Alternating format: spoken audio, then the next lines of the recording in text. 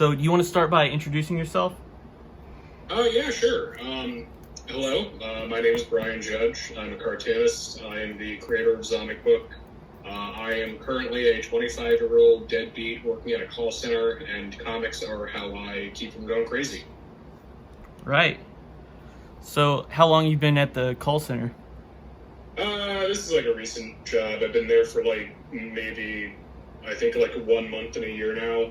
Before that, I worked in a grocery store, and actually, before I worked in a grocery store, I worked at a t-shirt printing place I'm not going to name the brand, but one of those things where you work for a place that you thought oh, this is my dream job, and you find out it's awful. The working conditions are inhumane. The people running it are kind of not good people, intolerant and anti-LGBT. And then you get fired on a day where, very coincidentally, the boss hires their best friend to do the same job that you do. So yeah. Yeah, I think they call that disillusionment. Yeah, I think that's what. But that's actually when I was fired from that job. Up until that point, I thought, oh, this is the best job ever, working this t-shirt place, folding t-shirts for 8 hours a day. That's when I kind of started doing Zomic Book, and I got fired when I made the post saying, hey, whoever wants to submit whatever to me, because I thought, oh, I have a recent raise at work. They gave me a raise a week before they fired me. And I thought, oh, well, now since I have this extra income, I can make this anthology. Yeah. So I made a post online, and then got fired from my job and had to go back to my job working at the grocery store. Now making a promise to a lot more people than I ever expected that I would have to make a book.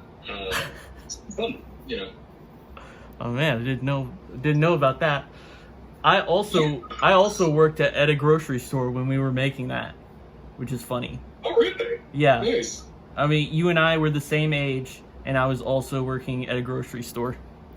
That's honestly pretty funny. I know a lot of cartoonists who work at Wegmans and.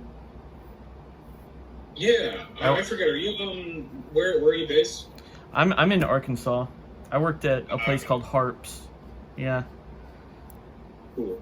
I'm in North Carolina, and for me it was a Lowe's Foods, and I hated it. Every day of that job was awful. And now I don't work at that job, and I work in a much chiller job where most of the time I just sit on my ass and draw comics. So I'm much happier. But yeah. So what were you doing at the grocery store? Yeah, it was just bullshit. What was your position? My job was not really manager, but I was the one guy who wasn't a 16-year-old, so they just had me do night shifts every day. So I would go in 5:30 and leave at midnight, and they realized that, oh, hey, this guy's kind of, he doesn't really know what he's doing. Let's just give him a lot more responsibilities. So I had all the responsibilities of a manager, but not the pay. And I was the only one who could do this job, and it was just awful. So I had to watch over 3 different departments at once, keep control of every teenager and give them their breaks, prevent shoplifting in the store, and do a lot of this on my own with no help, because after 7 o'clock a lot of the kids go home. So not even 7, more 8 or 9. Usually from 8 or 9 to just be only me in the store running just several departments at once. It was fucking awful. Yeah, that sounds crazy. I had a similar situation. I was the closing manager of my store, but the town I live in, it's a lot of old people and teenagers. So that's the only people I work with were 16 or 60, and I was in the middle. And yeah, that's awful. I hate that, because it just makes it feel such a weird in between, where you're I'm too old for this, but also I'm too young to spend the rest of my life doing even though in the moment you're not going to work in the grocery store forever, you can't help but think oh man, am I just going to wake up one day and be the 70-year-old guy working in the produce area? Is that going to happen to me? At least that's what I always kind of just thought in the back of my head, how do I prevent being that guy? Exactly. I mean, a lot of people are miserable. Like, when, you know, that looking back, they're like, man, I've sunk too much time into this place. Yeah, I don't know if your place like had a retirement fund, but a lot of people are just like counting the days till they can retire. Oh, dude, they sent something to me after the first like 6 months of me working there. They said, "Oh, if you work another 50 years, you can afford to retire." It's like, why are you telling me this? Like, if I work 50 years, I get to retire? Like, no, this is awful. Like, Yeah. don't tell me this when I'm working like part time. Also, how can I fucking do this at part time in person again? Shoot, try not to. It's fine. But yeah. That's that. I mean, I don't know. All that job stuff's really not too interesting. Even my current job's really not that interesting. I like making comics, and I like any job that lets me do that. So I like my current job a lot because of that. Yeah, that sounds. I mean, it doesn't sound like fun, but at least you can draw a little bit while you're there. Yeah, well, right now it's like the really slow point. So the last couple of weeks, I've had like a day where I've only taken 4 calls. So that's 1 call every 2 hours. So it gives me plenty of time to draw. And that's just, it's great for me. I can just sit there and put on like a show in the background when I'm working from home, during the times I get to work from home, and just sort of chill out. It's nice. Yeah. I think I had a buddy who did something similar. And he would just like play video games all day, and like wait for the phone to ring. Nice. I mean, hey, listen, if you're getting paid for it, I'm not going to complain. Yeah, I work at a bank now. I recently got hired on when I moved back to Arkansas. Mm. So I'm a bank teller now. I just doing? It's okay. I don't get a lot of time to draw at work. But that's one drawback. But before that, I was living in New Jersey, and when I went to the Kubert School last year. And while I was there, I worked at an arcade. That was a fun job. Yeah, that sounds pretty fun. Worked at it was like a classic arcade with like those cabinet games. Yeah, and like pinball, stuff like that. So I was basically being paid to just go in there and play the games, sell wristbands, go pick up a pizza for a birthday party. So where were you at when you were drawing the first story in Zonnecook? You said you worked in a grocery store? Yeah, I was here in Arkansas. Were you doing like a lot of like submissions to stories? Because I remember that point in the pandemic and lockdown, because that's still kind of part of that. Like a lot of people were just looking for just a bunch of different publications were popping up, and I for one was trying to get published in like any place I could. So what about you? I wasn't actually. I just saw your thing like submit to this, and I was like, man, I had just finished that story, just basically with no plan on what to do with it. So it was just like fate. I was like, I just finished that 8-pager. I was like, this is perfect. Well, hey, I do want to say I really do like your story. I think it's incredibly well done. Thank you. Far than anything I could do, and like that is a story. I will be the first to acknowledge that first issue is kind of rough, and there's a lot of things that I wish I could redo, and I'm kind of in the process of redoing right now. But it really is an honor to be able to have your story in that book, even if there's a bunch of problems in that book. Like it is. I don't know, because I remember honestly, the first time I ever got published anywhere, it really meant a lot to me that someone looked at my story and said, "This is good enough to put to print." Right. I kind of just do that for other people. Right. That's why I made a post and just said, "Hey, whoever wants to," because I thought 10 people were going to reach out, not 30. So I know, it's so many. My gosh, Yeah. it was overwhelming. And when I made that video about the Zomic book, I tried to be fair. Like I didn't want to come across like I was just like shitting on it, you know. Yeah. No, I mean, hey, it's okay. I tried to give like some helpful tips to people who are like making books, but also like good and bad. That book is rough. Like there are problems in it, but it's the fact of the matter is that like I don't know. No matter what I would have done, it would have turned out like shitty because it's the first thing. Right. It was like a learning experience for a lot of us. Yeah, and I'm very proud that we've kind of fixed a lot of those problems. You know, and that like I was able to learn from it. So I don't want to like make it seem like, oh, you know, fuck you on your video. Like I watched all of it, and I really do agree with a lot of things that you say. Of course, I'm going to be biased, and I will take things a little bit more personally, but I can also distance myself from it to realize that, like, no, there are, like, the thing about page numbers, so I do have, like, a justification. Okay. There is page numbers I'm ready for it. in the actual InDesign file, right. but on the master's page, and it's something that I screwed up on my end, where if I pull up the file and it's just the digital version, it has the page numbers, whereas when the file was sent to print, because it was a master and it was underneath the images, it would only show up in a PDF in digital because of how things would stack, but it wouldn't show up in print.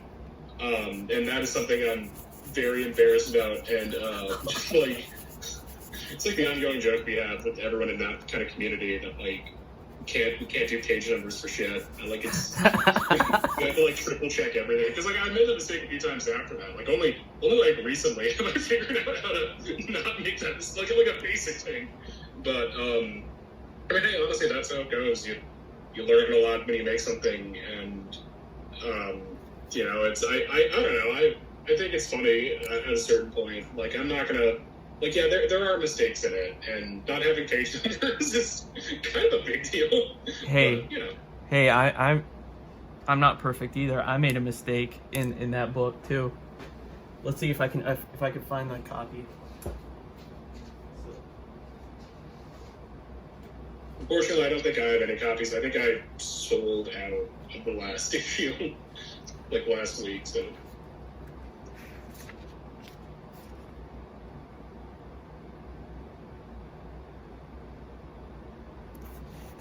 I thought I made like a spelling error somewhere. I don't know. I'm not going to be able to find it. But I think I added like an extra "we" or something. Like doing hand lettering, like you really... I don't know about you, but I like will sometimes add an extra "I" or "we" or something. Like write it twice for some reason because I'm so focused on like writing the letters. And well, hey, I completely get that. That's actually why I avoid hand lettering any opportunity. But like I said, we are going to be redoing the book. So if you want to send a corrected version of that, I can include it. I'm really just trying to, like, this is something I've wanted to do for like a long time, and just really do the book justice. So hey, if you want to just send me the corrected version, and I'll make sure to include it. Will do. So I was actually going to ask you, about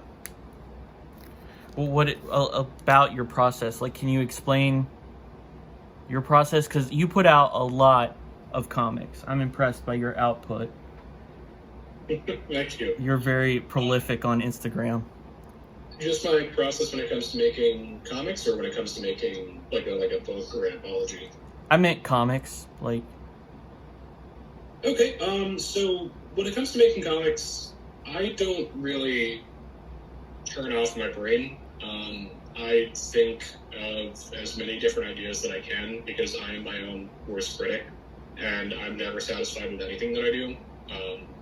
And more than anything else, I want to entertain people, and I want to make something that someone can enjoy and get a rise out of.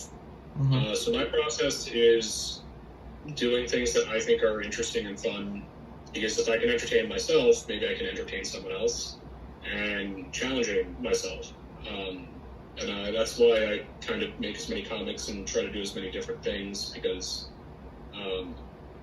I enjoy different genres, and it's how I kind of keep from going insane and having burnout, where I'll spend a few months just doing nothing but horror comics, and then the next few months just doing nothing but simple gag strip comics, so science fiction comics. It's just always on rotation, because I think there's a lot to learn from every genre, and it's fun for me to be able to create a story and share it. And it's a cheap hobby. It's something that I can do when I'm on the toilet thinking of new ideas, and it's allowed me to connect with a lot of people. So that's I guess my process. Yeah. So that's your process for like coming up with ideas. What about your like drawing process? My drawing process is that I'm a lazy piece of shit. I don't like to draw. I am a caveman and am very slow to learn anything. Only now am I really taking digital coloring even remotely seriously, which is something I should have really learned years ago. My process is I get a pencil and a pen. I sketch out something, I ink it with the pen, I erase the pencil marks, I scan it into Photoshop, take that layer of inks, use a magic brush tool to select only the inks, make that a separate layer, and then fill in like it's MS Paint with color. And currently you can see right there, so this is my process at work. I have my pencils and I'm inking over, and when I'm done, I will scan this in and touch it up, and then I'll be done. I am the first to say, I'm not a great artist, I'm not a great cartoonist, but I am fast, so I can put out a bunch of shit like no one else knows. So. Hey, I mean, there's something to be said for quantity. for for sure. To say, quantity over quality. Yeah. I don't know, it's just, it's nice. I like being able to tell stories. There's one thing I don't like. I don't like idea guys. I don't like that person who sits around and comes up with a bunch of ideas. Right. And like wants you to draw it. Yeah, no, like fuck that guy. That guy's a jerk, and that guy's lazy. And there's something to be said about writers, and this isn't anything against a writer, but a writer puts the effort into coming up with something that's good enough. An idea guy goes up to someone and says, here's my crappy idea that's half fleshed out, half baked. I want you to do all the hard work while I reap the rewards. An idea guy is someone who gets off that they had an idea of what if Batman was Spider-Man, and then they end it right there. No, I mean, I will have infinite more appreciation for someone who makes the thing that they want to make, even if it's bad, than someone who sits around talking about how their version would be better, but they never put in the work to even make that version. Right. And there's so many of those people. Every convention every convention I've ever done, I've been pitched like someone's idea.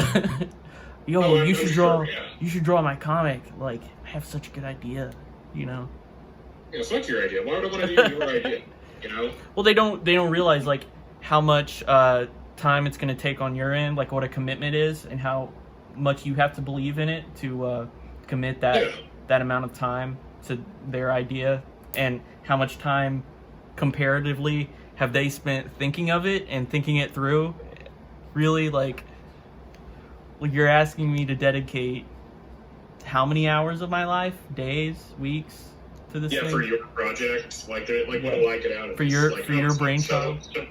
So when I turn in my pencils, you can tell me what's wrong and how you want things to look, but you're not actually going to draw it. You're just going to tell me, Yeah, you're going to be my editor. Like, are you going to pay me? That shit just sucks so much. And it's always like, oh, we'll split the profits. Like, yeah, what profits? Bro, we're not going to profit from this. I thought about going and talking to one of those guys and doing something for them, and just seeing how they, because I'm kind of interested. You do take an idea guy. What if you just shit out their script and you make it awful, but it exists and you give it to them? What's the next step for them? like just the because we always like talk about these guys, and their projects never come to fruition. What actually happens if like one of them like does it? Hey, that could be a story. That could be your next story idea. Yeah, The idea guy who finally gets it done and has no idea what to do with it. What made the book?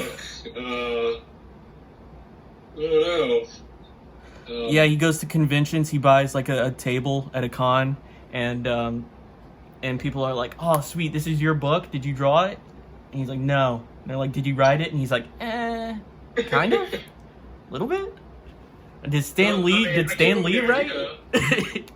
Stan Lee was the original idea guy. Yeah, well, I mean, if there's one thing, like, I'm not a big fan of Stan Lee, but he's not, like, he is an idea guy, but, like, his real skill is that he's just a good, like, marketing guy. Like, right. That's his, like, real, like, skill is that he figured out, oh, if I make my name just as, like, important as the, like, names of the characters, if Stan Lee becomes, like, a household name, I could make so much money, That's fucking genius. Have you seen that meme of is his name Tim Robinson? He's like, "There's got to be a way to make money off of this. I really want to. Gotta figure out how to make money on this. I really want to." I haven't seen that meme, but I'm gonna guess that's from I Think You Should Leave. Yeah. It's a good show.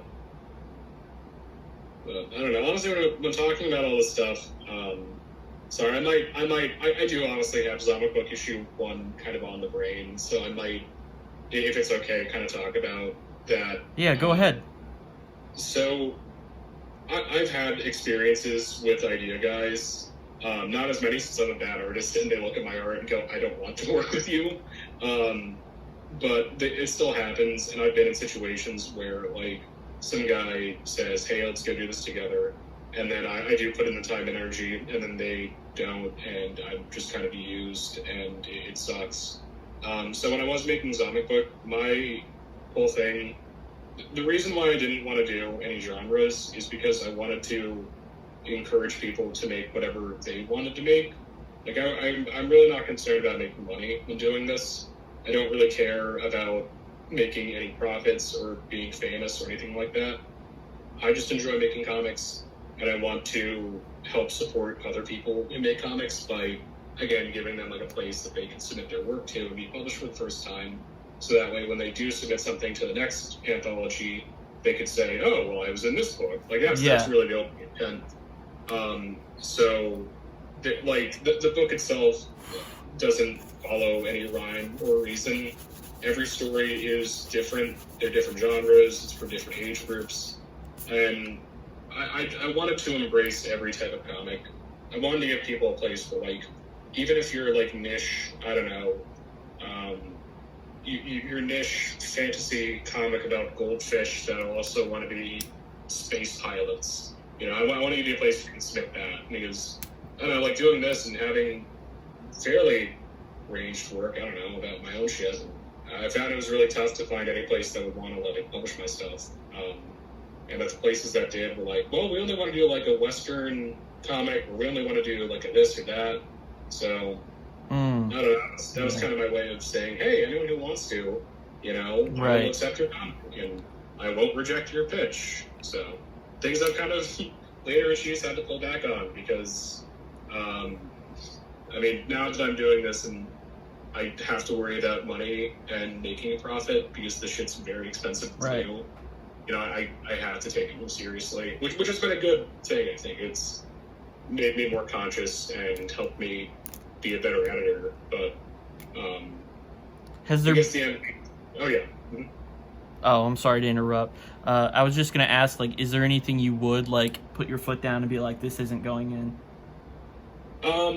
There's got to be like controversial stuff. Yeah, no, I'm not going to publish something that's hate speech. I'm not going to publish something from an individual that I don't want to work with or be associated with. I don't really want to start any beef with anyone or like rekindle anything. But I have met a few individuals that have been negative in my life through doing comics, and I don't want to associate with them. So for those people, I'm not going to work with them in the future. Because at the end of the day, I mean, while I am doing this anthology because of the goal of helping other people, this is also still my project and my time and my money for like a lot of this. Like I am kind of funding a lot of these out of my own pocket. And if I don't want to work with someone, I don't see why I should have to labor myself with dealing with someone who's going to be an asshole to me or, you know, be harmful to my group or be mean to my friends. So. Yeah. But those have thankfully been really rare. Sincerely, the greatest thing I got to do in Zomic Book is I've made a lot of friends. It's how I have my current girlfriend. I've been able to meet up with a lot of these people in real life. A lot of them like multiple times, you know, and that's been its own pleasure is having a friend out of this, you know. Yeah, I know. I remember you messaged me, not this past Comic-Con, but the one before the New York Comic-Con, I think. Was that you? Yeah, probably. Yeah, you messaged me, and you were going on Saturday, but I was only going Friday, so we missed each other. Oh, yeah, you were part of the school group, right? Yeah. Yeah. So, unfortunately, yeah, we missed each other, but that would have been fun.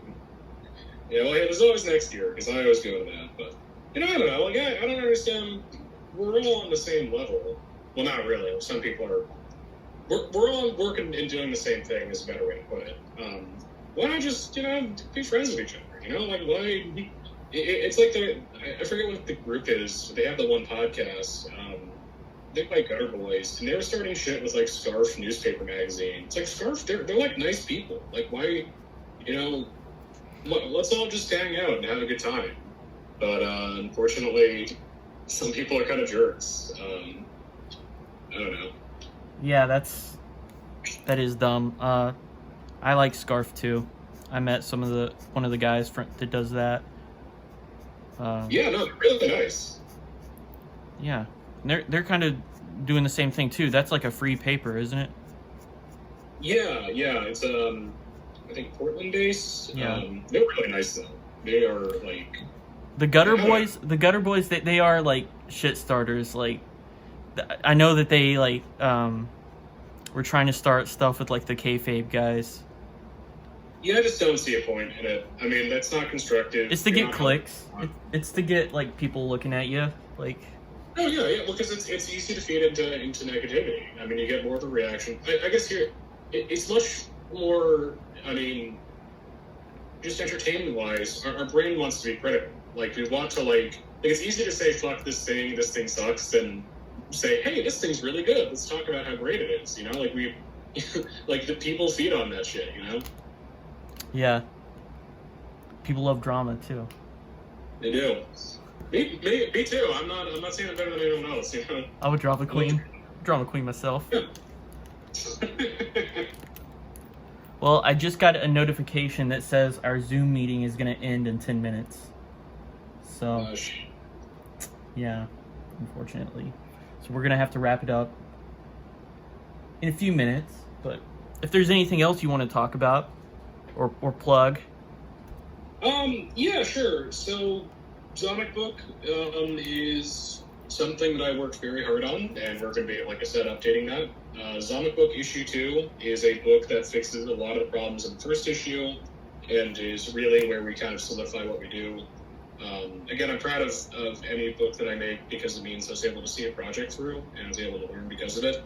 But Zomic Book Issue 2 is a book that comes with a free condom, and that's the coolest fucking thing in the world to me.